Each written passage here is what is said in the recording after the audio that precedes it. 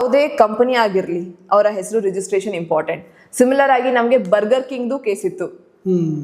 Burger king ಪುಣೆಯಲ್ಲಿ ಒಂದು ದೊಡ್ಡ ಅಂತಂದ್ರೆ ಒಂದು ನಾವು ಬರ್ಗರ್ ಕಿಂಗ್ ಗೊತ್ತು, ನಾವು ಬರ್ಗರ್ ತಿಂತೀವಲ್ಲ, ಡೊಮಿನೋಸ್ ಬರ್ಗರ್ ಕಿಂಗ್, ಇದು US ನ ಕಂಪನಿ. ಇಂಡಿಯಾಗ್ ಬರೋದಕ್ಕೂ ಮುಂಚೆಯಿಂದ ಪುಣೆಯಲ್ಲಿ ಬರ್ಗರ್ ಕಿಂಗ್ ಅನ್ನೋ ಅಂತೂ ಅಂಗಡಿ ಇತ್ತು, ಬರ್ಗರ್ ಮಾರ್ತಿದ್ರು. ಆ ಬರ್ಗರ್ ಫೇಮಸ್ ಬರ್ಗರ್ ಅಲ್ಲಿಂದು. ಸೊ ಈಗ ಬರ್ಗರ್ ಕಿಂಗ್ US ಇಂದ ಬಂದು ಅವ್ರಿಗೇನ್ ಅನ್ಸದೆ, ಇವರು ನಮ್ಮನ್ನ ನೋಡಿ ಬಿಸ್ನೆಸ್ ಸ್ಟಾರ್ಟ್ ಮಾಡಿದ್ದಾರೆ ಅಂಡ್ ನಮ್ಮ ಒಂದು ಹೆಸರನ್ನ ಬಳಸಿ ಇವರು ದುಡ್ಡು ಮಾಡ್ಕೊಳ್ತಿದ್ದಾರೆ, ಯಾಕಂದ್ರೆ ಅಂಗಡಿ ಫೇಮಸ್ ಆಗಿ ನಡೀತಿದೆ. ಸೊ ಅವರು ಕೇಸ್ ಮಾಡ್ತಾರೆ, ಸೇಮ್ ಟ್ರೇಡ್ ಮಾರ್ಕ್ ಇನ್ಫ್ರಿಂಜ್ಮೆಂಟ್, ಯಾಕಂದ್ರೆ ಸೇಮ್ ಹೆಸರು ಬರ್ಗರ್ ಕಿಂಗ್. ಸೊ ಆ ಕೇಸ್ ಹಾಕಿದಾಗ ಪುಣೆ ಬರ್ಗರ್ ಕಿಂಗ್ ಅವ್ರು ಹೇಳೋದು, ನಮ್ದಿದು ವೆಲ್ ನೋನ್ ಟ್ರೇಡ್ ಮಾರ್ಕ್, ನೀವ್ ಇಂಡಿಯಾಗ್ ಬರೋದಕ್ ಮುಂಚೆಯಿಂದನೂ ನಾವು ಪುಣೆಯಲ್ಲಿದ್ದೀವಿ ಅಂಡ್ ಅದಕ್ಕೆ ಮುಂಚೆಯಿಂದಾನೇ ನಾವು ಬರ್ಗರ್ ಇಂಡಿಯನ್ಸ್ಗೆ ನಾವು ತಿನ್ನಿಸ್ತಿದ್ದೀವಿ.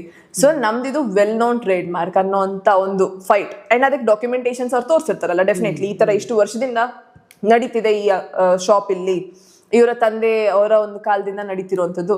ಸೊ ಬೇಸ್ಡ್ ಆನ್ ಪ್ರೂಫ್ ಅದು ಕೋರ್ಟ್ ರೂಲಿಂಗ್ ಕೊಡ್ತು, ಎಸ್ ಅದು ವೆಲ್ ನೋನ್ ಟ್ರೇಡ್ ಮಾರ್ಕ್ ಅಂತ. ಆ ರೀತಿ ನೀವು ಕಾಪಾಡ್ಕೊಳ್ಬಹುದು. ಬಟ್ ಅಷ್ಟು ಎತ್ತರಕ್ಕೆ ಬೆಳೆದಾಗ ಮತ್ತೆ ಈ ತರ ಕೇಸ್ ಅನ್ನೋದು ಒಂದು ನಿಮ್ಮ ಒಂದು ಟ್ರೇಡ್ ಮಾರ್ಕ್ ನ ಹ್ಯಾಂಪರ್ ಮಾಡತ್ತೆ ಅಂತಂದ್ರೆ ಅದನ್ನ ಈಗ್ಲಿಂದಾನೇ ನಾವು ಪ್ರೊಟೆಕ್ಟ್ ಮಾಡ್ಕೋಬಹುದು ಅಂತಂದ್ರೆ ಯಾಕೆ ಮಾಡಬಾರ್ದು?